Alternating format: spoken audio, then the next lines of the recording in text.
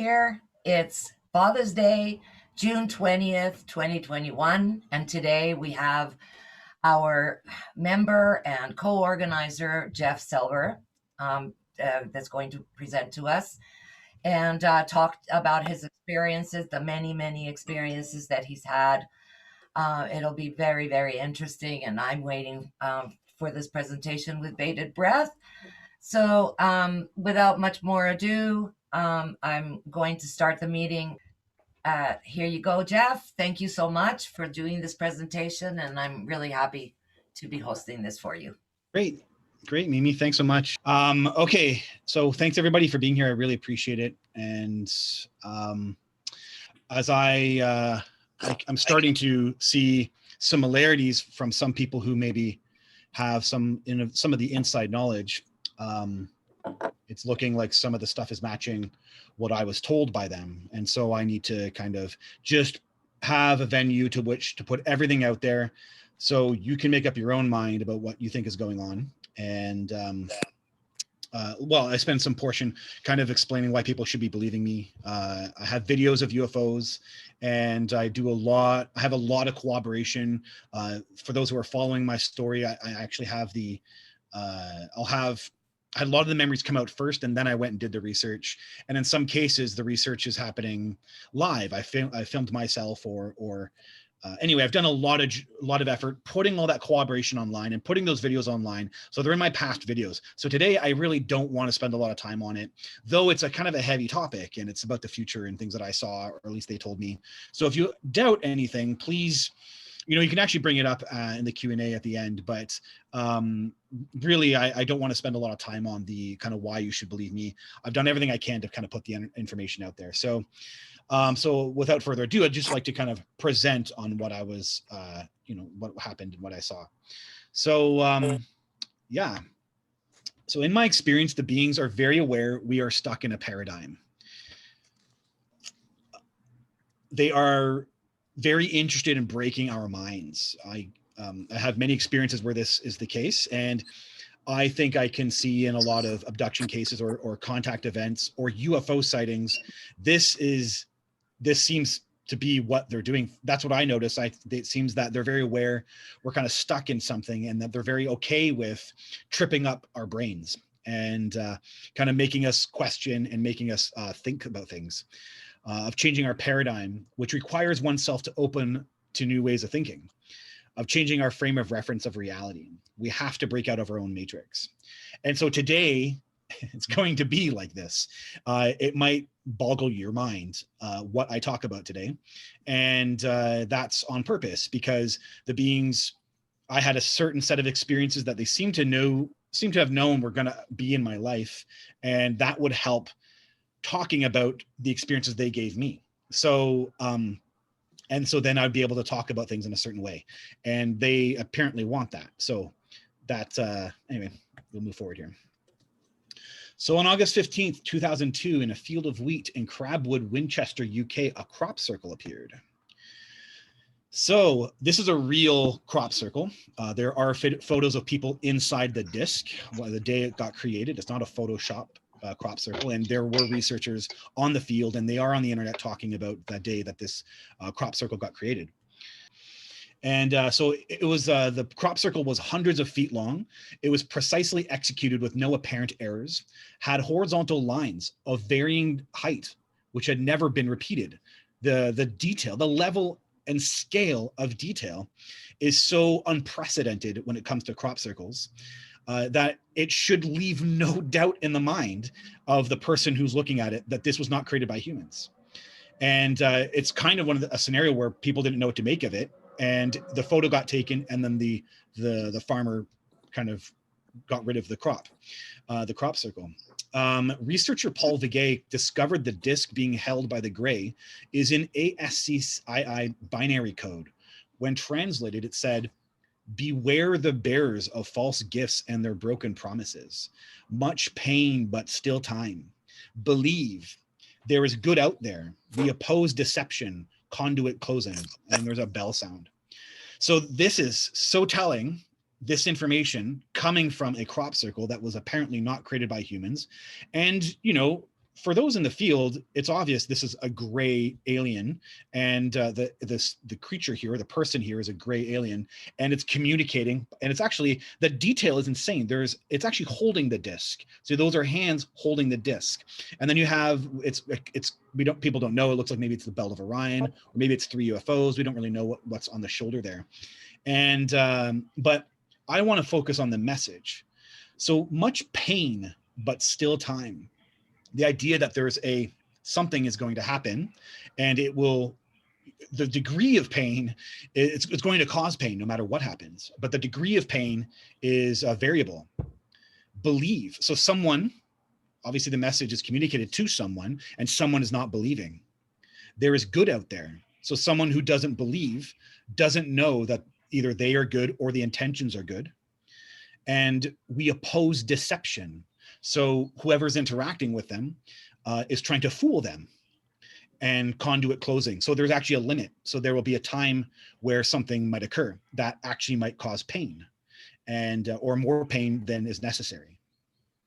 So on Linda Moulton Howe's May 12th, 2021 Earth Files episode, this is the one that really moved me. I saw it only just a couple weeks ago. And so Dr. John Brandenburg, the chief of astronautics and theoretical plasma physicist at Kepler Aerospace Limited. So he will load up, or he's the chief anyway, but his company will load up the software for the Kepler telescope orbiting the Earth. So he's a pretty high up individual, and he's worked on projects in space and government space intelligence, and wrote a book called Morningstar Pass, the collapse of the UFO cover-up. Absolute secrecy creates absolute power. So pretty interesting. He has this kind of insider information, and working on space intelligence. And so he wrote this book, but he had an opinion that matched something. I guess he has this from inside sources, but his opinion matched things that I had actually previously talked about that I didn't know was known by people. So he said, Dr. Brandenburg reminded us of Haim Eshed, the ex-Israel Minister of Defense, claiming that the US government has secret agreements with aliens. Dr. Brandenburg exclaimed that the one group they were dealing with are the Greys. He said the Greys have a long-standing interest. They want Earth. That's why they are making hybrids. Hybrids can live on Earth. It's a complex kind of relationship, and it hasn't gone very well. This was first discussed by John Lear, who had close contact with intel agencies, who said the arrangement with one of the aliens had gone very badly. So for those who are following me talking, I don't know these details. I didn't know John Lear talked like this, and I didn't have that information. And but I think it's in the last Q&A where I'm saying I have this vibration or this feeling from them to give my book to generals. So this idea that I knew, or I could feel someone was not understanding them, that there was this kind of miscommunication going on.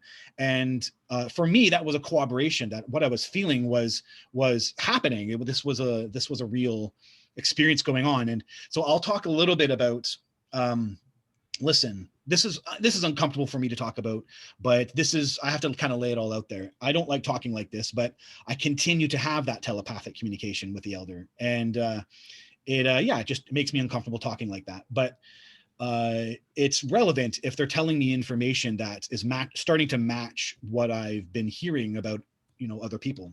So I'll talk a little bit about that later, but those were the vibrations I was always getting these are in my Q&As, and we talked about it with the group a lot earlier, that I had these feelings.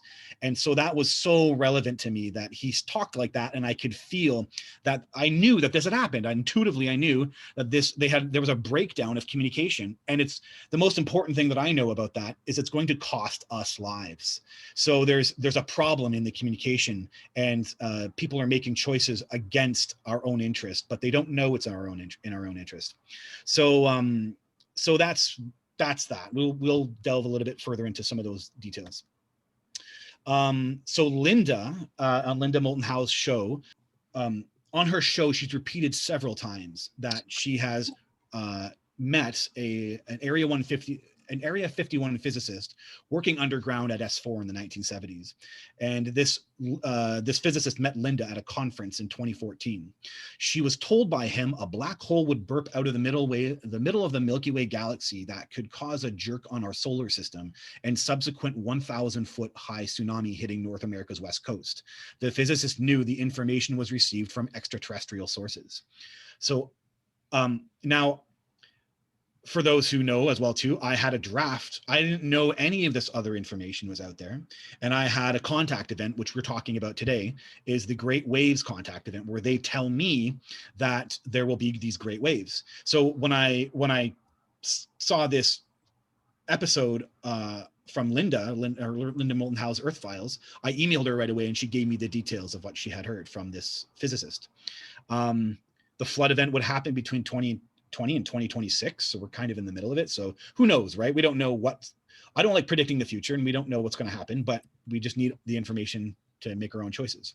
He stressed that 2026 would be the end of a 6-year period of tremendous stress and change. So yeah. So the most important part that I need to move forward with here is that these things kind of add up from my stuff on the contact events that I've had and the stuff I've been going public with. So we'll be talking about that contact event today. So I'll add context to what I talk about. So the most important part here is we're going to talk about the future. And I am not a person who likes to project fear or make people doubt the future and get scared. So it's my responsibility to talk about having no fear. We have to have no fear. Fear is more dangerous than anger or hatred. We should be vigilant about not living in fear. We cannot live in a space where we are scared of the future. And so there's a couple ways that we do that. First and foremost, the future is a thought. The only thing that's real is the present moment. So we have to release ourselves from thinking about the future and allowing ourselves to accept that the future is only a created object that forms created in our brain. And the present moment is the only thing that is real. Focus, and the way we do that is by focusing on love. We focus on the present by focusing on love. And we think because love is only a present moment experience. It is not something that happens in the future. So you focus on what your true core is, which is love, and how you can expand love and loving other people. And that puts you into the present. The other thing we have to do is understand that we live forever. This is the human conundrum. Part of my experience with the beings was them kind of awakening me to this. And listen, I know a lot of people who have past life awareness. So that should add comfort that your body you'll have manifestations that continue onwards. You will continue to live onwards. You will continue to live forever. And all fear is the fear of death. So we conquer our fear by knowing and understanding. It's not even just knowing, not kind of airy-fairy knowing, but looking, how can I conquer fear? How can I know that I live forever? And if you leave this and that entices you, I hope you spend your life figuring that out. How can I learn that I live forever? I'm not telling you to trust me. I'm telling you to find out for yourself that you know that. And I know that because of the experiences I've had, and not because someone told me and I read it in a book, but because of the experiences I've had. And so you need to do the same thing. And so you know that you live forever. And it's really important in this world and in this time that we do. And I think this is the stuff the beings are coming down on with us anyway, is that we need to kind of move into this realm where we start understanding these higher things, that we do live forever. So the nature of life is also impermanent. And so to cherish impermanence makes us grounded on the one source of permanence, which is consciousness. We live in this world that tries to remain static. We go to our jobs every day. We try to live this routine and mundane existence where we just repeat. But the truth is, in every single day, everything is different. The molecules, your emotions, your body, every single aspect of nature in every little tiny minute way is different. And we focus on that. You focus on the reality that life is impermanent, constant and continuous impermanence. The fact is, every thought you have never gets repeated. You may not know that, but the neurons never fire exactly all the same way. So everything about you and everything about your life is impermanent. And we need to kind of come to that space to be okay with change that may need to happen, and relying on one form of permanence, which is our consciousness. And we'll delve a little bit into that a little bit later. So that's that. I wanted to create a space to talk about having no fear, because I thought it was important and a responsibility of mine if I'm going to talk about the future, which is kind of interesting and stuff that they need to tell us. So this is the outline for tonight. What's happening? I'll do a recap of where we left off. Contact event number 17. Costin, August 1999. I was 22 years old. Contact event number 18, Duncan, November 99, and I was 22 years old.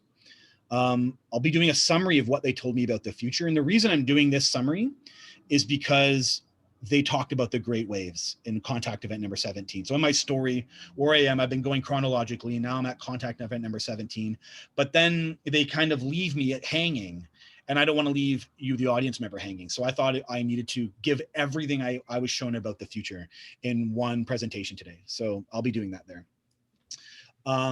I also want to put to rest what I think is the facts. The grays are, and I had some specific experiences that other contactees or experiencers didn't get, and I need to explain why I think they are highly evolved beings. I know some people think they're demons, or they don't understand them, and that they're evil robots or whatever. There's all these ideas, and I just want to put to rest what I think is our facts and a fact of experience that I had with them. And part of this is to make sure that we all have potential. And the part of the problem here is we are stuck in a paradigm. Remember, I talked about the paradigm. Part of our paradigm is that we don't know how powerful we are, and we don't exercise our power. And they seem to be trying to get us up, is what it is. And that's what it was for me. And that's what it seems to be from other experiencers I see, is about raising our understanding and doing this collectively, all of us together, so we can kind of move into a new space. They do talk about with me this space. It's a dimensional space. And I had some experiences that seemed related dimensionally with them. And those experiences I saw matched details about the missing 411 series. I'll go into that. Bigfoot, ghosts, and yeah, in the general gray experience. Okay. So that's the gist of my story. I have 5 childhood memories, 7 before the rising, 16 after the rising. This rising is this critical event they did with me that was always with me. It was something conscious that I had. Turned out they were involved with it. I now know from Mary Rodwell's book, New Human. Mary Rodwell was a guest of ours, and it was a genetic activation is what I had. But the Greys coupled it with this kind of intense enlightenment, God experience, if you will, and it traumatized me. It was so intense, and I always remembered that experience, and it kind of haunted me, and I never had an explanation for it. And so it turned out the Greys were behind all of this. And so I had 17 events before it, and then 16 after, and we're in the middle of the 16 right now. And then I had 3 as an adult. As it all ended, I had some spaced out contact events, and we'll talk about this today. For those following my story or want to, this is the legend. So you can take a snapshot of that. And those are all my contact events laid out on the videos that are available at the Vancouver UFO YouTube channel. So I'm only recapping the stuff they told me about the future. In my 3rd contact event, the elder said, "We plant our seeds into human mothers' wombs to make the fetuses grow to be like us. We do this to bring humanity to a galactic level, so humans can be part of the galactic society." In my 7th contact event, the elder mentions a federation of planets. That was a cooperation because I did that video a month. I did the meetup, 2 months before, and then the video came out on YouTube channel a month before. Haim Ashed mentioned a galactic federation of planets, and I don't know, right? I'm just talking this stuff out and then putting it out there, and not knowing that there's things that match it up. And so that was a really cool collaboration. And on my 10th contact event, I finally see the hybrid program, and I learn about it. So I'll give the whole detail here. He said, "See, so this is the twin. This is the gray alien that, hey, Rolf, your microphone is on. Rolf, can you turn your microphone off or mute your microphone? Thanks, buddy." And so the twin, the gray alien, said, "See, we are creating the new human." As I saw basically a sea of tubes that had grown hybrids in them. It was obvious the purpose of the ship that I was in at the time was a massive system for creating hybrids. So I asked, why? And he said, "Because the human has fallen. The human has failed at the tasks we have given them." I asked, "What tasks?" He said, to save the planet. Humans were required to save the planet, so we are stepping in. I was totally shocked and, of course, concerned. And I said, weren't we given a chance? He said, over the last several hundred years, you've had the chance, but you failed at every step. The nuclear weapon was the last opportunity, and they failed. So I was stunned, and I said, so what do we do now? What happens now? What's the present moment with all this, right? And he said, we wait as we build the clones, the new humans. So then he took me over to a console, kind of trying to explain more. And he showed me a hologram of the planet Earth. And it was one of these consciousness holograms where I could feel, it was transmitting feeling into me. And so then I saw what looked like the surface of the Earth being devoured. I understood this was a simple representation that the humans were taking all the resources off from the planet and eating away at it. I could feel the strain in all the systems of the biosphere that support life, the land, the air, and the ocean. And the devouring occurred until the entire surface of the planet was gone. And then it began to burn. And a raging fire ensued the entire planet. Obviously symbolic, right? But it had emotion and feeling behind it. And then I watched as the planet was recreated. It went and kind of recreated up. And it was obvious the vibration, the gray mind would dominate. But there was a distinct feeling of love of nature and preservation. And there was a feeling of celebration that nature would be saved. It would be a nature society with gray alien advanced technology. And not just that, a love would reign. The identity of the planet would change with a spiritual love that would replace our present values. I could read further into this that the population would understand our dimensional and spiritual nature while in love with and respecting Mother Earth. It was a beautiful change too. It was this stunning change, and it was a beautiful change. And it had a vibration of planetary stewardship, kind of managing the planet. And I was in awe at the level of change. It was the entire planet as a whole. And it was a massive change. And on the globe, I saw North America. So this was the angle basically that I was looking at. And I saw a large, just a massive, advanced, glistening city, right? Kind of like placed dead center, just below the Canadian border. And it was really wild. All the other cities were gone. So there was all the sense of where cities once were, they weren't there anymore. And a new city where cities aren't, it's kind of like this reverse feel.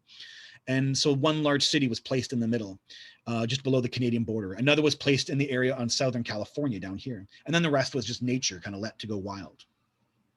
And I understood this information was simplified, but I took from the hologram that the biological systems of the planet would be so strained that they would step in. The gray aliens are here because of how badly we humans have messed up the planet. It is about preservation of nature and the Earth as a whole.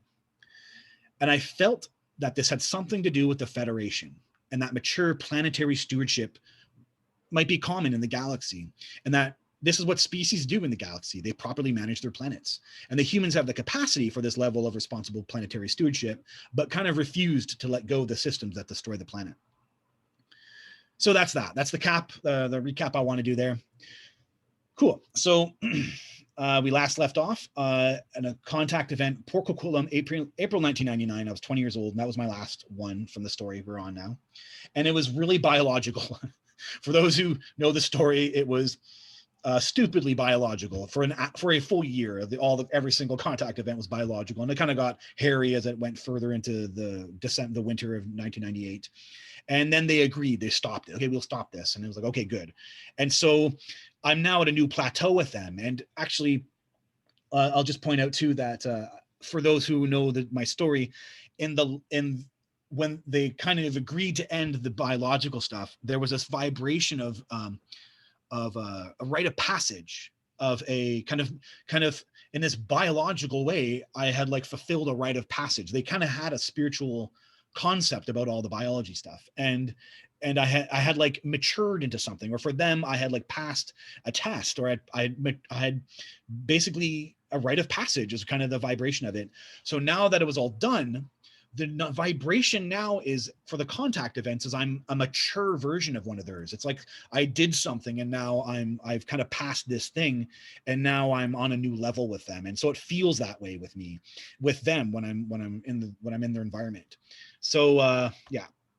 So for those who know my story, I'm a vagabond. It's such an insane story. I'm a vagabond traveling, having contact events, and I was unsuspecting, right? No one would think that some vagabond guy was having contact events, but it was this crazy scenario. And I didn't know I was having them either, but they left markers everywhere. Everywhere they interacted with me, there was markers. So I was in Port Coquitlam, and then funny enough, it was June 21st, first day of summer, that I left my brother's, kind of getting some money, and then I hitchhiked. My sister-in-law dropped me off at Hope, and then I hitchhiked, and I had an idea of a farm I was woofing at this time. So willing workers on organic farms. It was this way of kind of getting around, and I was working on farms, and I was this vagabond living out of a backpack. And now I had a car. The first year I didn't have a car this time. And so I basically hitchhiked from Hope, and I made it through Princeton, and I had an idea that I was going to go to Costin in the Okanagan. And so this is kind of this beautiful desert area, so gorgeous. And I found a farm. It's a carrot farm, organic carrot farm, and it was pretty kick-ass. I don't know, I liked it. It was just very simple employment and simple work. And then I had a trailer, and he fed me, and it was just trade for room and board. And at this point, I was also kind of like monk-like, of a kind of this spiritual guy. The rising was very real to me, this genetic thing that happened to me, and I was inspired to kind of worship God. And I tried to see everyone else as God and myself as God, and kind of put us all on this higher level. And so when I did that, I could intuitively interact with people. And sometimes I'd made friends this way, and I started talking with more people, and I would try to intuit what they needed. And sometimes people didn't want to have spiritual conversations, no problem. I tried to be tactful about it. I think that people can be really cheesy about it sometimes, and I was aware of that, and I tried to actually be very tactful about approaching spirituality with people. But you can engage with topics, talking about dreams, or talking about if they believe in God and stuff, and it was really cool. And then you would sometimes say the right thing to people, the thing that they needed to hear. If you listen to yourself while talking to someone, I could sometimes knew which way to direct the conversation to help them and to heal them. And it was a really beautiful time in my life in that way. And so the people I met, I had these kind of random adventures. And so that started to pick up as I started to go into these farms, and there would be other people there like me, and then the young 20s, and it was just really beautiful. So I camped on the mountain at some point in July, and then went to Oliver. Basically came around and knew that I came back to the same farm because I knew that I would be picking apples there in the fall. But while I was here the second time around, by this time it was August, I had a contact event. So Costin, August 1999, 22 years old. I used to go for night hikes, night walks, very common. Probably was 9 o'clock at night in August. And basically I just am walking. It's dark, pitch black. And there would have been the highway lights kind of up the road there, but very little. Otherwise it was just pitch black. There was no street lights here. And then I become the me that knows them. They turn me on remotely, and I become aware of the contact events. In this case, I hadn't seen them since whatever that was, May or something. So and because it was so biological, now I'm realizing how much time is between us, and I'm very comfortable. I'm realizing it's not biological. They kept their word, and we're kind of good. And so I get zoomed up right away, and I'm in a kind of a change room, and there is a cubby hole here, and the elder is right in front of me, and the vibration is like, change, like go change into clothes here. So this is like a bench on the corner here, and there were clothes in here, and I pulled it out, and it's coveralls, and they were blue coveralls, and she wanted me to change into them. So I took off my clothes, and then she kind of left to give me privacy. And then I changed into my clothes, or I changed into these things. And I can't remember if they zipped up. I don't remember how that happened. I don't remember, but it was a polyester type feel, and it had some kind of graphics on the shoulders, but I didn't absorb myself. And it's not something I ever saw repeatedly. It was just some kind of information on the shoulders, and it was a blue uniform. And then there were black boots. And so then I walked out in the large room. And so there were two hallways to my left, a left and a right hallway. And there was a large room here, kind of a massive room. And so basically the elder's right here, and she's drawing my attention to the wall. So she's like, come over here. So there was a large flat map of the planet Earth on the wall. It was digital with clear colors and high quality detail. There was a grid overlaying the picture with distinguishing quadrants. She looked at me in the eyes intently and said, "We have a mission. Today we need to save souls." And there was this urgent. And I could, so I knew today we were, okay, this is serious. We're here to save souls, save lives. And I was on a mission and I was excited, right? Like, okay, I'm being used. This is fantastic. And so she's like, "We're going to save people from the destruction." I was like, "What destruction?" She said, "The great waves that will come and swallow everything up." So then immediately on the map in front of me, I saw ocean waves spilling onto the land. So up here, these these waves just kind of coming, and just the sight of this stuff is insane, even just graphically, or I guess a hologram or whatever, but it was still so insane and it had real feeling to it. And it was flowing thousands, if like hundreds, if not thousands of kilometers inland, just kind of crunching, moving forward. And I recalled seeing northern Russia swallowed up by waves from the North Sea, going incredibly far inland up to the Himalayas. So just this huge level of destruction. And of course, I had 17 contact events. I'd never heard about destruction before. Nothing like this. This was kind of brand new. And I was, what? And she said, "Today we're going to save people in Northern Europe." So we had a mission. I sensed the gravity of what she was going to say. Oh no, sorry. I said, "You're going," so I was suspicious. "You're going to cause the destruction?" And I sensed that she knew the gravity of what she was about to say. And she replied, "Not us, all of us, the Federation." So in her statement, it felt like there was this idea of multiple societies. This isn't like some aliens doing something to humans. This was like a whole bunch of civilizations were kind of like watching us and having to make hard choices about us. And it was really it was really intense. And that there was this idea that humans are kind of like out of control and that this action was actually necessary to some degree. So importantly, today we were here to save souls and save lives, and I wanted this. I was sold. I was like, okay, I'm like, this was obvious to me. I wanted to be a part of it, and I wanted to help, and I wanted to save people. So, and I think maybe anybody would do this. You'd be in a scenario like this. This is something that it calls to the human, and you'd want to do this. So I walked into the large room. We filed into the room. There was commotion going on around me, but I wasn't focused too much on the commotion. And the elder had me sit here, and then she was sitting there, and she kind of like instructs me on the computer. The elder directed me to sit down in a smooth curved chair in front of a computer console. I was loosely aware that there were other people in the air there, but the feel of the mission to save lives had me focused. The computer screen was circular and presently reminds me of a radar scope. There is a joystick in the front of me and a red button to the right. She explained, "When you see the dots on the screen, those are people. Select them with the joystick and save them by pressing this button." So that's the joystick, obviously, that's the button. It will load them into the computer and we will organize them from there. And then there was this lighter form of telepathy. It's the first time I'd ever experienced a group telepathy where, like, I've experienced, of course, all the telepathy with the elder and with other beings. I have experienced two beings talking with each other and I could hear them telepathically. This was the first time it was like someone was calling out and talking to everyone in the room, and it was this type of thinner telepathy, and it was kind of in the air, if you will. And so it was a woman, and it said, "Please start."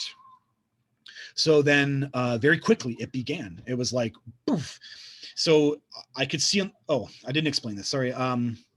So up here, there was a screen right up here. So it was a large oval type, like just maybe 6 feet high. So it was quite large, just an oval screen. And it was the front of the room, and I'm on the computer. And so she says, "Please start." So very quickly it began, and I could see on the large screen up front, we sped over a city at nighttime. And we were very low, but I could feel, like I could see the taller buildings, I'm pretty certain I saw a clock tower actually. And so there was we kind of zoomed in and we were just above the height of the clock tower. So whatever that is, 80 feet, 100 feet in the air above cities.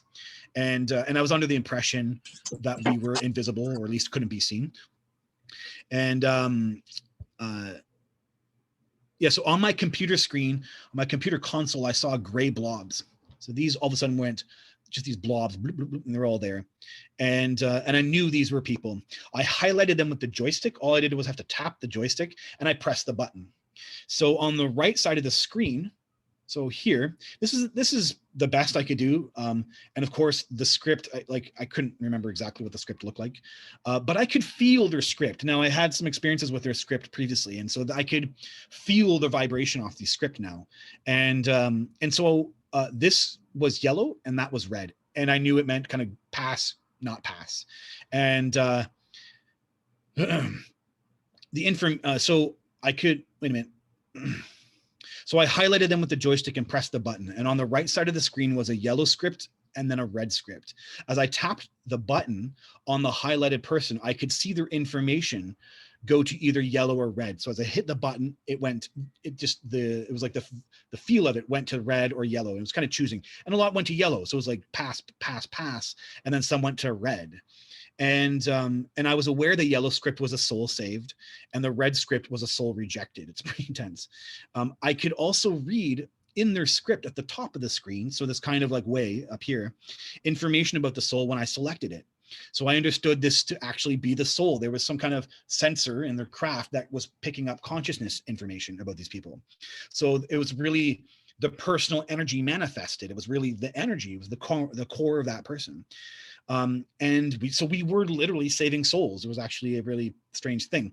And I could see it was categorized by mind, heart, and energy field. So that's what these were up here, these mind, heart, and energy fields. Right, there we go, mind, heart, and energy field. And then had 3 descriptors about the mind and 3 descriptors about the heart and 3 descriptors about the energy field. So it had all this detailed information about them.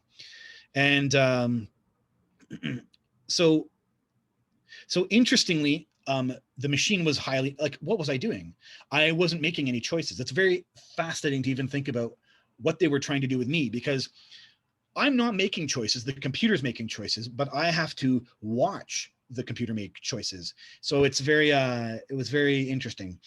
So to my right, the elder was on her console. So she had her own computer screen, and I understood she was analyzing or categorizing the humans I was loading into the computer. Her face was up close, which was very kind of weird, as if she was kind of nearsighted. So I don't know, that was the experience. She was up close and she was looking at the information. And so, yeah, she moved her head around as she was kind of absorbed in it. And as horrible as it may sound, I was detached. So I believed thoroughly that we were doing everything we could to save those from destruction. And not just that, I was grateful to be part of a team carrying out such an extraordinary saving of people. It was crystal clear that I was stopping people from dying. And if a soul was rejected, I trusted the wisdom that it was for a good purpose. I also felt intently for those below. These were families. These are people who had families and friends and purpose and dreams and hopes. And we had to save as many as possible. It carried on for a bit. I don't know. I kind of feel like it was like 10 or 15 minutes, maybe, kind of just repetitively, like dot, dot, dot, dot, dot, dot, dot, dot. And you're kind of just highlighting, and the vibration was rushing and the craft would move and kind of keep moving from one spot, hover for a bit. These blobs would show up and then it would move again. And then these blobs would show up. And there was just kind of this vibration of getting as many as you can. And then, and then the thin telepathic voice said, "You can stop." And then just saying that made it seem like this was something else. And it kind of seemed like maybe this was a test or something. And so that's when it was like, oh, okay. And I turn around in the room, and then the people in the room kind of come to my attention. And I was stunned that there were humans here. I wasn't the only human. Not human looking aliens, which I've actually interacted with at that point. I'd actually known humanoid aliens, and the vibration is different. These were definitely people, humans, and they weren't hybrid humans either.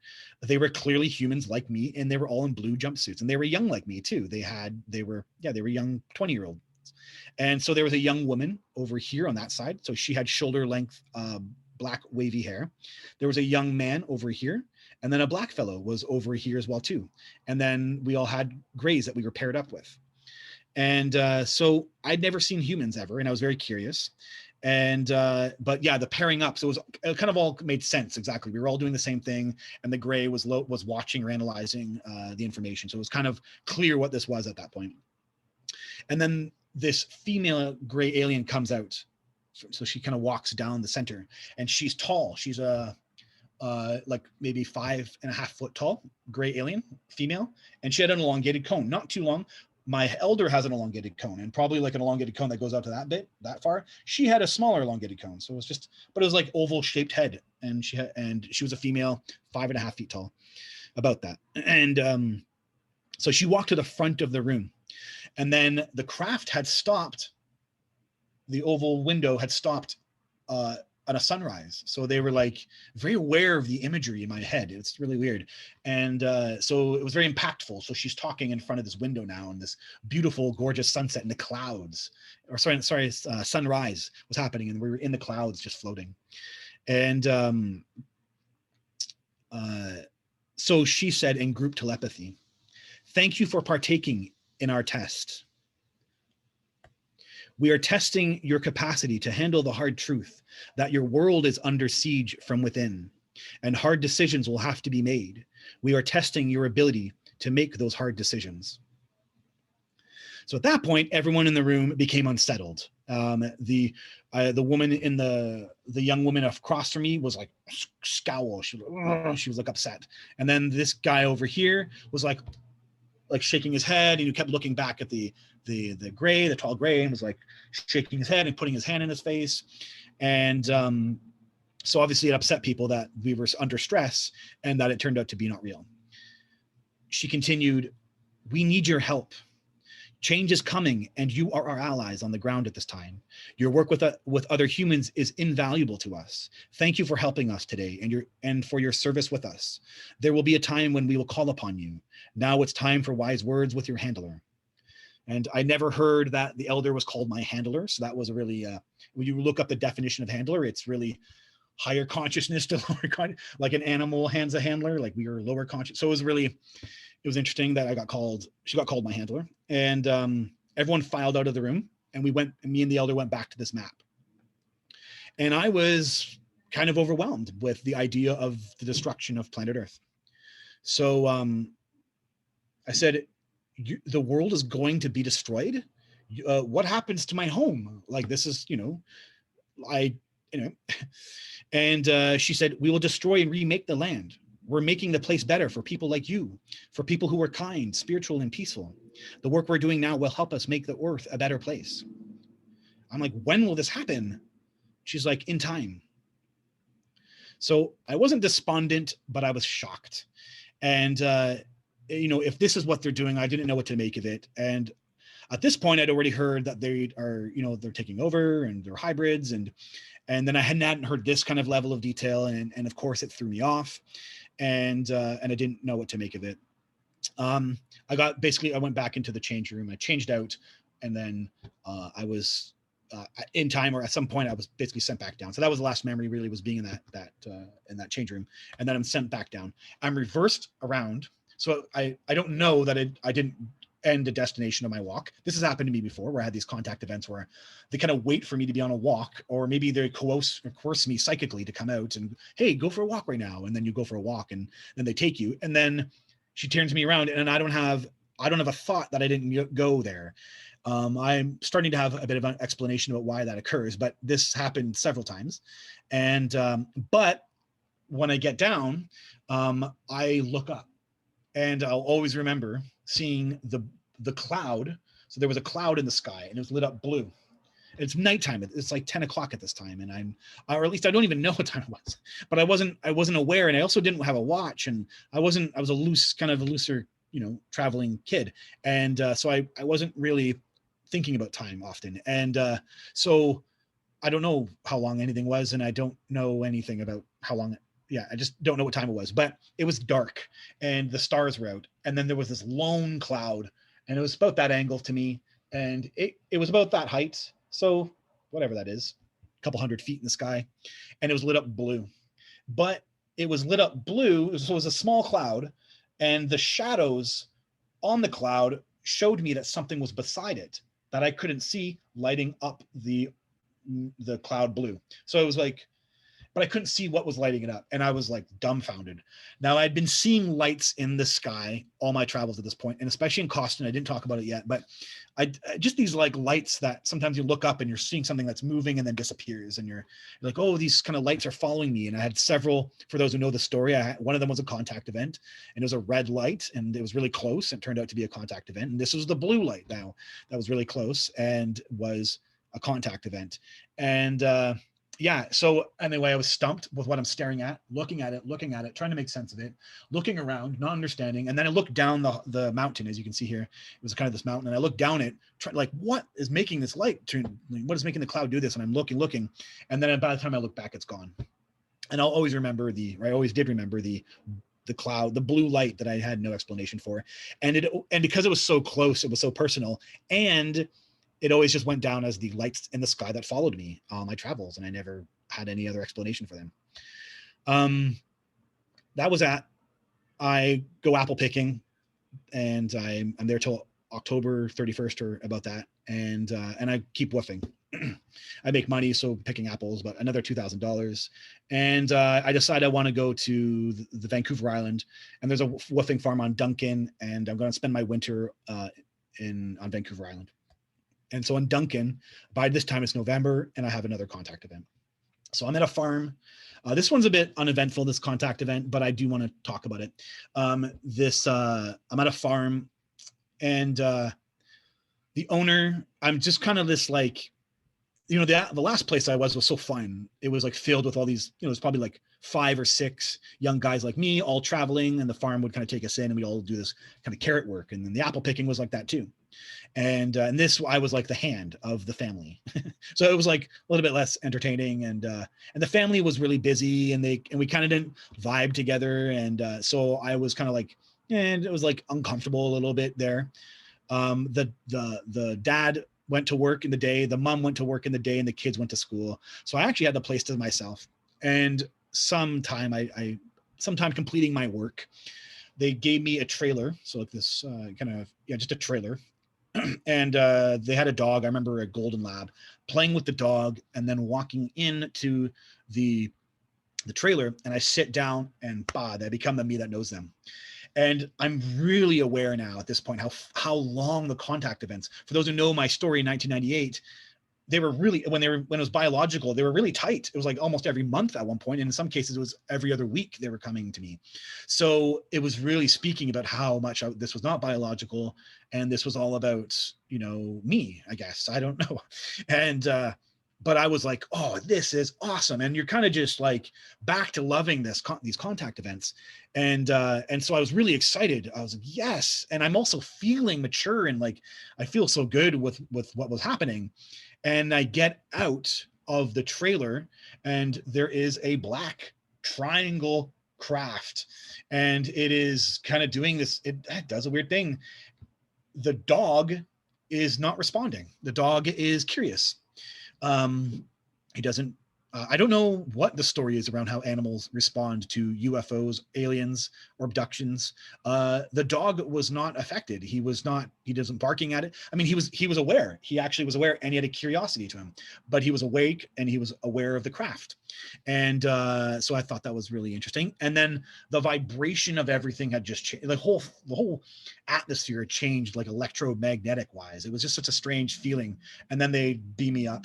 And okay, so for those who know my story, I have the White Room experience, and I'm back in the White Room. The first time I was here, I got transformed into this orb and had this insane spiritual experience, and it became part of the genetic activation they did with me, and called the Rising. That's not what today's purpose was for this room. So I was back in the White Room. Didn't really know what was going on, but I was really comfortable. And for those who know my story, there was an archway as I entered into the White Room, and the archway was this butterfly archway, and it was all mystical. This was not like that this time. It was an arch. It wasn't an archway. It was 2 raised, but the same material, this black glass, like a black glass. And it was alive, and it wasn't alive, but it vibrated something, and it had these like pulsating circles that kind of were comforting and relaxing. And instead of it being an archway, it just kind of went to this, like this height, I guess 4 feet off the ground or something like that, maybe 5 feet. And then there were these 2 4-foot gray aliens in front of me, and they were taking my clothes off. And they're like taking my clothes off, and I wasn't caring. I was like, cool. And then there was a vibration of walk into the room, and I kind of just was like, cool, no problem. And I walk in, and there's a structure here, and I can't see it because it's so blinding white, but it's, when I'm walking in it, it's 100% the white room. It's the same feeling, but its purpose was clearly different today, because it did not feel like the first time I was there. It did not have the same, you're going to experience something crazy vibration. This was kind of a work vibration. And as I walked out, my consciousness seems to dissipate, and I don't really remember what happens next. The next memory is seeing my body in a casket, and I'm outside my body, and I'm relaxed, and I feel good. I just feel good in their presence, and I feel good on the ship, and I feel good here, and I have no thoughts about it, and I'm feeling really comfortable. And then it's going to sound really crazy, but these are aliens, and everything sounds crazy, and of course everything's out of our paradigm, so don't forget that. So everything is crazy with them. My best explanation for what this was me, my ethereal form, put into a machine. So my spirit energy, or whatever, the ethereal form that you are outside your body. And what it felt like was my subconscious was exposed. So, and it sounds totally insane, but as if my subconscious was exposed, and it was translated in some kind of computer way. And I know it was the Mantis. Now, I hadn't met the Mantis yet, but I don't see him in the contact event, but it's him. And he is playing with parts of my subconscious. And the vibration is, he's doing things, and then there's like translations going out on a computer's, translations in some computer, whatever, in screen or whatever it is. And he's the vibration is him. He's like testing things out. What if we do this? What if we do that? What if we do this? Now, there's a sub part of my story that I don't want to go into here, but is in my book, is I struggled with the rising, and I kind of had a traumatic event off of it. And then this seemed to be them saying, like, how can we fix things? Almost like that's what it seemed like. It was like, what can we do different? And so I was struggling, actually. And I actually have a video about it where it's like kind of a PTSD that formed from how intense the rising was. This thing that they did with me, discovering my soul, or having this kind of extreme event happen, traumatized me. And then I kind of had to figure myself out. And that kind of like left these grooves in my brain of kind of a spiritual trauma, if you will. And it seems like that's what's going on here, that they're kind of trying to figure stuff out. Anyway, that's it. The next memory is kind of looking back at my body, and then the next memory is kind of walking off. And I'm unaffected, and I feel good, and it's obviously some kind of like just automatic, like just go now, I guess. And I was like, no problem, and I got my clothes back on. I'm fired back down, so it's a tiny contact event, and then I'm walking back into the trailer, and then the memory's kind of taken out or whatever. And it's the only one that has a little bit of missing time, and I actually do recall, how the hell did like this hour and a bit pass? This doesn't make any sense. And I actually knew about contact events, at least briefly, not experiencers or nothing, none of this. I didn't know about Mantis. I don't think I knew anything about Mantis at that time. I didn't know this stuff at the time, but I'd read Whitley Strieber's books. So but it was a kind of a joke, because where it occurred going into the trailer, like that I didn't know that happened. For me, it was just seamless. I didn't know that the contact event occurred. It occurred in such a weird way that I didn't know it happened. So I didn't know what happened when I was like, wow, how did the time pass so fast? And then that was it. It's like, just in my history, you're like, I don't know. Weird. Okay, whatever. And then you're like, that's it. Because you have nothing. There's nothing. You don't know anything occurred. But I'll always remember how I felt afterwards. So just part of my story. I don't want to bore people with it too much here, but it's the real stuff about how I knew these contact events were happening, is that they were affecting my subconscious. And whatever the Mantis did that day, he made a decision about me. So and I talked about this, that the rising had a presence involved with it. This was in my journals, and now it turns out to be aliens. It kind of all makes sense. But whatever presence was involved with the rising had made a choice about me. And the vibration is that, okay, we had hoped he would go here, but he isn't able to go there. He's now down here. And they kind of had like this summary about it. And it felt that way. Something had changed in the vibration about this whole experience. And something had made, there was a presence involved, and now something had made a choice about me. And that's all I could feel. And it drove me goddamn bonkers, because then it made me angry about why would something judge me about this experience, because it was so goddamn hard. For those who know it, I was this dumbass book about Heaven's Gate, and I hated that, and it was so confusing to my brain what the hell it was all about, and I was supposed to understand it and be good at it. That just pissed me off. So I spent the winter on Hornby Island. I ended up coming to a farm on Hornby Island, and I had private moments where I was just finding this whole traveling thing difficult. I didn't know why I was doing what I was doing. And it really was building resentment now. And so I didn't, for those who know my story, I was traveling because of this genetic activation, which turned out to be them. So they kind of were the instigators of me traveling. Yet for me, the 20-year-old, it was made no sense. And now 22 years old, it made no sense what the hell my life was all about and why I was doing this. Yet I tried to make the most of it and the best of it. And they seem to have made some kind of choice about it all. And it just aggravated me. And I will always remember that choice. And it kind of lived with me for several years. It's such a strange, anyway, part of the story.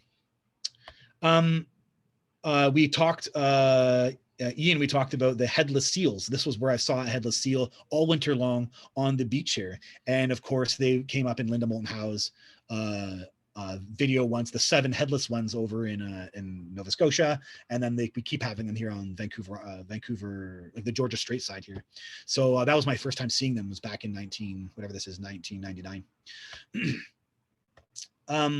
Okay, now it's time to summarize the future and everything they gave me about the future of planet Earth. Not my drawing, by the way. On Cortez Island, I'll have a contact event. By the way, I'll continue doing presentations, and I will do all the presentations about these individual contact events where I do the drawings and I go in depth. But these are just the summaries about the moments where they talk about the future. Because if you see now, I think you'd be terrified about the great waves. And I hated that I had that contact event. I didn't like it. And so I'm really happy to kind of give some kind of closure, at least because they do explain more. So Cortez Island, May 2000, 22 years old. I see gray human hybrid babies in a nursery. It's the first time this happens, so that they're growing these hybrids.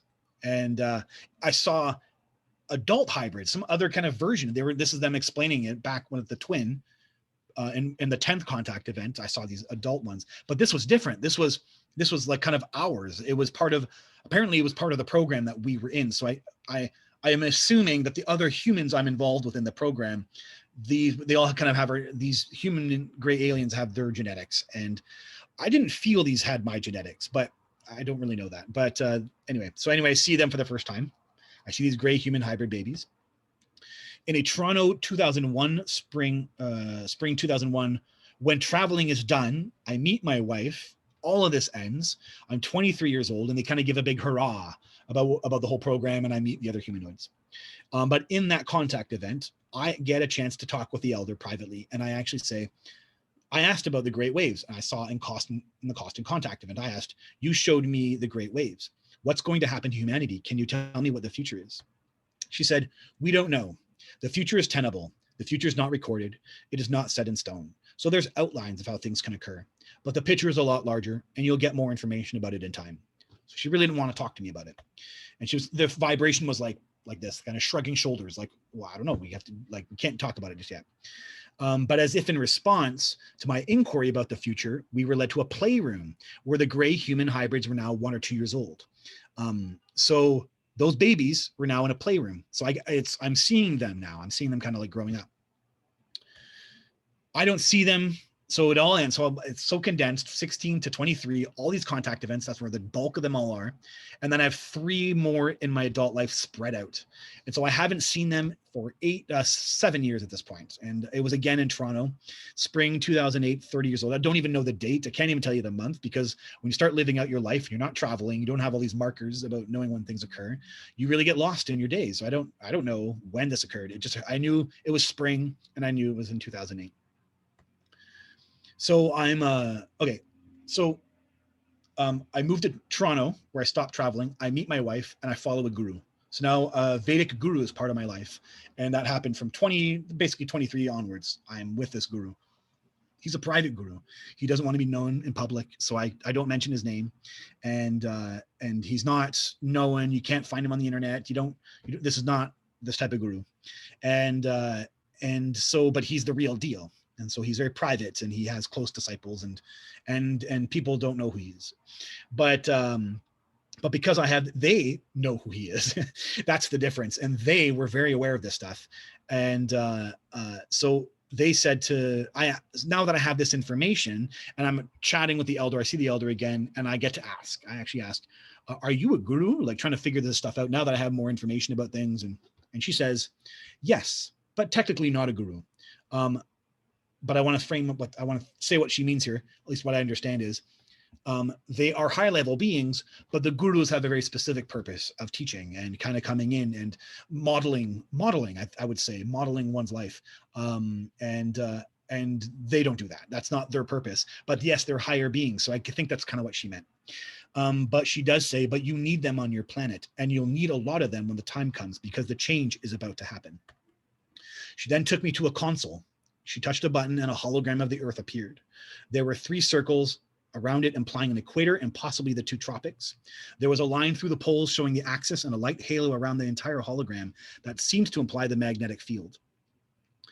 Then I could tell from the axis that the hologram flipped over very fast. It seemed to repeat it like it was a movie playing the same clip over and over again. So just the axis, the planet wasn't twisting, just the axis was flipping.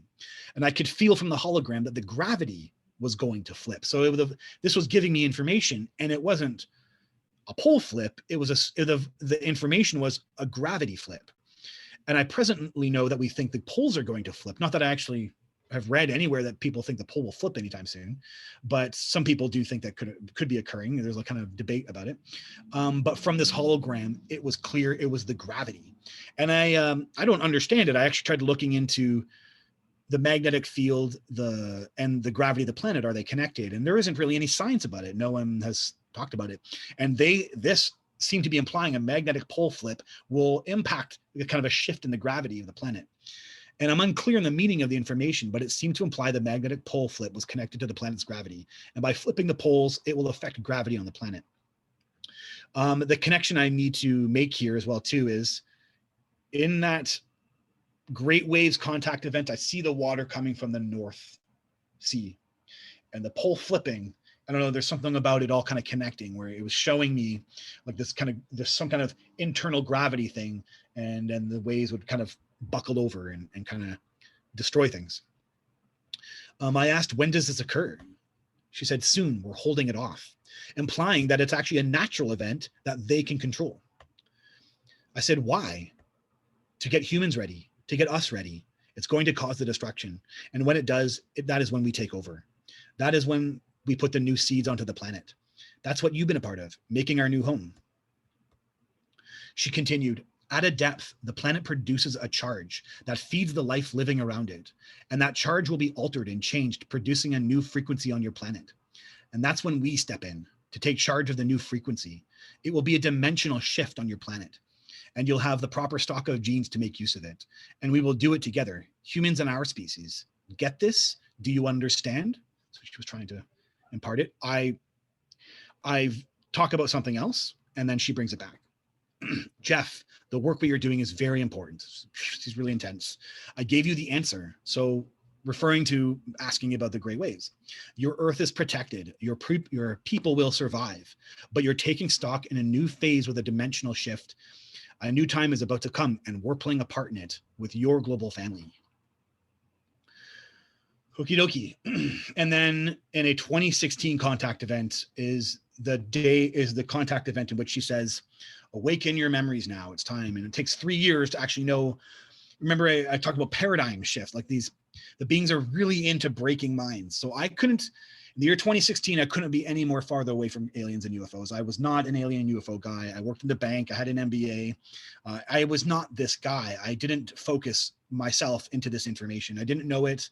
I probably even rolled my eyes about it a little bit, kind of making fun of it to some degree, only to realize I'm a part of it somehow. So that's pretty nutty. But 2016 was the year that she said the memories are open, but I was so removed from it. I had to kind of come back to it to really understand. The memories came out once I started moving into alien and UFO topics. But in this contact event, she gives me lots of information about the future. She continued, "There is a new chapter in humanity being written, my friend. We're coming. There will be a new city." She then showed me an image of a glistening city in my mind, much like the one I saw during my Northern Saskatchewan contact event on the planet hologram, where I saw that the gray mind would dominate. In this vision, in my mind, I was seeing the city from an aerial view up close. The towers were tall, thin, beautiful, and majestic. They seemed made of an otherworldly metal, like a metallic emerald that shimmered with a reflective silver brilliance. The layout of the city was condensed and futuristic. I saw gray human hybrids walking around in human clothing, t-shirts, and pants. It all of a sudden clicked. These hybrids were the hybrid babies I'd seen in the playpen when I met the Federation, but all grown up in my 2001 contact event. The image emphasized a feeling of their able bodies, their ability to fully walk, their dexterity, their human-like arms, their bald heads, and their black eyes. The strong feelings I felt in that playpen reemerged, holding that baby, feeling proud to be part of a program that created a new species. This was how I felt there. Now they were all grown up, and I felt responsible to them, like I had to facilitate getting them here on Earth. What was the strangest feeling of them all was that I wasn't connecting with them on my alien genetic side, but on my human side. These were not aliens, but people merged with something new. I felt these were human brothers, literally the new human. They are our friends. I didn't not relate to these people that I saw. I related to them. I saw them as humans. They were people, and they weren't scary. They weren't maniacal. They were humans, and they were fixed. They had something new in them, is what it was. So to cap it off, she takes me. Okay, I have no experiences with time with these beings. They do not in any way, shape, or form. I have no time. I guess the beings can do time things with people. I have none of that stuff. I have no contact event with time. It's like they really compartmentalized aspects of them in my entire contact events. And so I could understand things. And there's things that they apparently do in other contact events. They don't do in any of my contact events. They don't float, or at least I see them float like only twice or something. It's like some things are not the same. And I think of that as them kind of compartmentalizing and really trying to get certain information out and not overwhelm. But in this case, she shows me a book of the future. So this is a gray alien book of the future, meaning it's written in the future. And then I'm looking at history, which has already happened. I don't understand it. She just say that, things aren't set in stone. There's outlines of how things can occur. I don't get this stuff, man. I don't understand it, but this is a book of the future. Maybe it was just an image they put in my mind, or maybe who knows, man. You have to make your own choices about it. But what she says is kind of interesting. So she kind of gets prophetic, basically, about what's in the book. She says, there will be a time when humanity's dark ages will be over and the new sun will rise. This is the end of an era where humans heal. And that day will be a great day. And in it will be the completion of humanity's chosen path. It will be a full circle, a completion of an era from enlightenment to enlightenment, from one light era into darkness back into a light era, where humans crawl out of the darkness in which they were in. It was part of the path and part of the process for humanity to learn and to grow. The path that humans have chosen has come to an end. It is the end of an era, of a process of which we are grateful. What's really interesting here about that is she seems to be hinting at more information that never gets touched on, which is light era to dark era to light era. So she seems to be implying that humans have kind of been in this darkness, but that we've been in some other kind of raised state before, and we're going back. That's kind of what's happening. It's not this. Anyway, it's more stuff that I never learned more about, and they just hint and hint and hint. And as the contact events went on, they gave me more information, but when they ended, I'm left with pieces of things. And so that's what this is kind of like. It's like, anyway, interesting stuff. Okay. I gave you everything. I gave you everything I had and all my contact events that were 26 from the ages of 16 to 2017, all this, everything to do with the future. And, but this next part, you have to take with a grain of salt and kind of treat it the way that you want to. I have continued to have telepathy with the elder.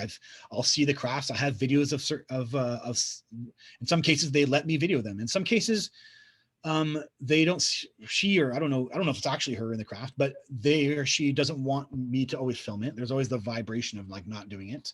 And so it becomes a personal experience for me. And that's just the way I guess they want it. But in some cases I have telepathy directly from the craft. Sometimes I have telepathy when I'm doing things, I'm driving and my mind is wandering on something. And then she says something. And she's responding to my inner world, which, they see it on a computer screen. They showed me in one of my contact events that all this information is there on a computer screen, my thoughts. So anyway, again, paradigm breaking. You have to make your own choices about it. It sounds crazy for me to talk like that, but so anyway, here we go.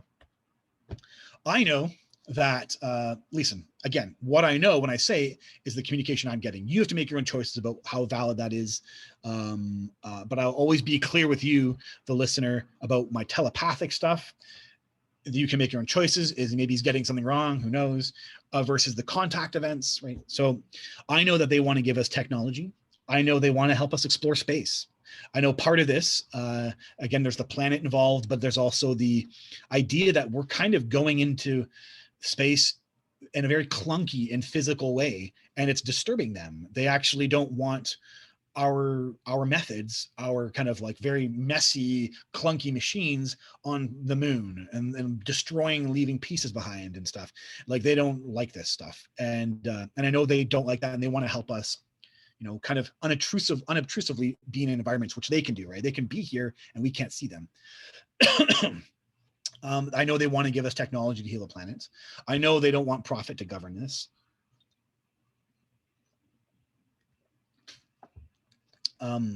They want to give us information about our history. I know that. I know about interactions with humans, like their interactions with humans, the kind of age old, which I think this is all part of the twisty disclosure insanity, which is maybe really hard, is that this is not aliens coming to Earth. This is a long-term relationship of varying species, I think, and that everyone's kind of had different roles with the planet, and it's kind of a new time for the planet. That's the kind of vibration I have about it all, and that there's been this long-term interaction with the Greys and with humans, I know that they do want to create transparency with it. I do know this. I'm not certain about the abduction program, but I know in general they want to create transparency with it.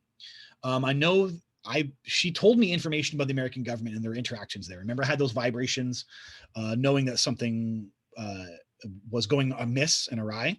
Well, that the government has been trying to negotiate with them. That there's been kind of handling on their side. That the Greys have been kind of forthcoming about what needs to happen, and that the government is the one saying, well, how about this and how about that and how about this, and trying to kind of persuade. And when it comes to the Greys either taking over the planet, when it all came to light for me, she gave me a crystal clear message. It's irony for them. You were going to destroy your planet anyway, is the kind of, like, you were going to destroy it. And listen, they see the future, so they know to some degree what's going to happen here. And it isn't too hard to recognize that we're kind of we're burling down, the population and the environment, and the idea that we have nuclear weapons and people could go nuts and try to do something stupid. These are all possibilities, I guess. And for them, maybe they see the outcome of those possibilities and they won't let it happen. So she did say this to me: you were going to destroy your planet anyway. It's kind of irony for them. Another piece of insanity to this is that I'm too late. So when I started getting my memories in 2019 and I kind of started unraveling everything, the big message was, I'm too late. Whatever purpose I had, or one of maybe the highest outcome of my purpose, which I don't even understand. I don't get it. It was just that I'm too late. Meaning something's in motion, or I don't know. You have to make your choices about that. whatever happens, so some of us, some experiencers, we've had cooperation about what they showed us about the future, which is really weird. And we kind of all had these cooperations, and I kind of hold to these ideas. Who knows what will happen? Again, you have to make your own choices about what I'm saying here. But it won't be them that will tip it, that will make the kind of movement of this stuff start happening. It won't be them. That humans will kind of do something crazy, and their actions, the beings respond to the human actions, versus them kind of doing something aggressive right away. That humans do something and they respond. Whatever happens, it won't be clean. Me and the other experiencer saw similar images. It's really crazy. I had a dream, and I was dreaming about this great wave stuff. It was really insane. And it was like these realistic dreams where you have all the detail, and all humans were packed into ships. It wasn't luxury. They weren't saving us and you get your own room and it's like a cruise ship. It was like humans were stuffed into hallways is what it was. And people were sleeping on the hallways, and like, it was them trying their best to save. And then these events had to happen. That they would take as many as people on the ship. Then it won't be pretty. I kind of said that. Then they let people out, and then they take people to help build the city. Again, it's them working together with humans, that they will get humans and help us. Hey, humans, help us build the city. And of course, those who want to join the party, they will have amazing technology, and their world will be a lot different if you don't. So the city will be a galactic hub. I'm aware of that. It will actually be a place that can finally, the way the galaxy can influence the planet is actually creating a city here that can actually have galactic beings come here, whatever beings those are. And then that can start influencing the planet. So it's the idea of building one city. This is again what they told me. Who knows what the exactly layout of what the hell happens? And I'm not predicting the future. I'm only telling you what I was given about this stuff. And so the idea being is that there's a galactic hub, and it's meant to influence the planet, galactic, putting it on a galactic level. So they want to merge our ideas. Again, this is them dominating, but not controlling. They want to merge our ideas, curb us in our global destructive behaviors, not take over human culture.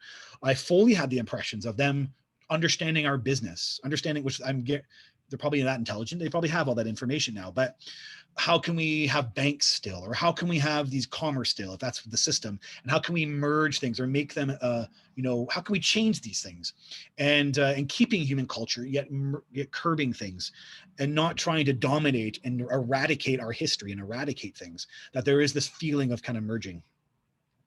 The dimensional shift that they talked about, they gave me this download that it would be a thinning of the veil of the afterlife. One of the things they gave me was an afterlife vision in my first contact event. And I saw in the afterlife that the afterlife is separated from the human realm on purpose, on the earth realm on purpose. It's a purposeful dimensional veil. And that veil surrounding earth that doesn't give the higher self embodiment easily, will be thinned. So humans have access to their higher selves. You can play with them in that city, but you have to want to be enlightened. This is what message that I got. You have to want to be enlightened. You don't have to be enlightened. Important to make that distinction. You have to just want to evolve your consciousness, because the level that they're on is evolved consciousness. So you have to want that. It doesn't mean you have to be that, but there'll be tons of services. At least I understand that this is the way they will go, that there'll be this desire to kind of get people raised up on a higher consciousness level. But if you don't want it, no problem. You go over there. So you don't get to play with their toys. That's kind of it. You don't get to play on these levels, the galactic stuff. You don't get to have access to it. And it was kind of you go over there and we kind of live out our lives here. And if there's an uprising, so if the humans who don't want to evolve stick to our ways, our guns, and do what we want, and if there's an uprising, then the humans have to love the enemies. We have to learning to love each other and get along is like kindergarten for these guys. It's like, if you can't make it all work, this is just coexisting is just the basics for them. That's how I understand this stuff. It's like getting along. It's like the whole, like, you aren't evolved if you can't get along, if you can't find ways to make it all work with each other. So I'm aware of that as well too. I'm aware that the hybrid program and all biological extraction from a variety of alien species, so that greys are not the only ones that take semen, by the way. There are records of humanoids and lizards and a whole other, and I remember I have experience with the Man in Black. There's other species taking semen. It's not a gray thing. And it will stop when the dimensional shift occurs. And that those biological contact events were at their core about consciousness's effect on biology and the state that we are in before we move into this new dimension. It makes our bodies unique for higher. So when they merge with these kind of lower dimensional bodies, yet verging on higher dimension, and then they are our higher dimension, it makes interesting bodies. And I was explaining, it's a gold rush on our bodies. That's what it is. Not just with the grays, but for a lot of these other species, there's a gold rush for the human body, the kind of genetics that we have. And that we will do the same thing and understand this in the future. So it's, anyway, that's just a really interesting piece to that.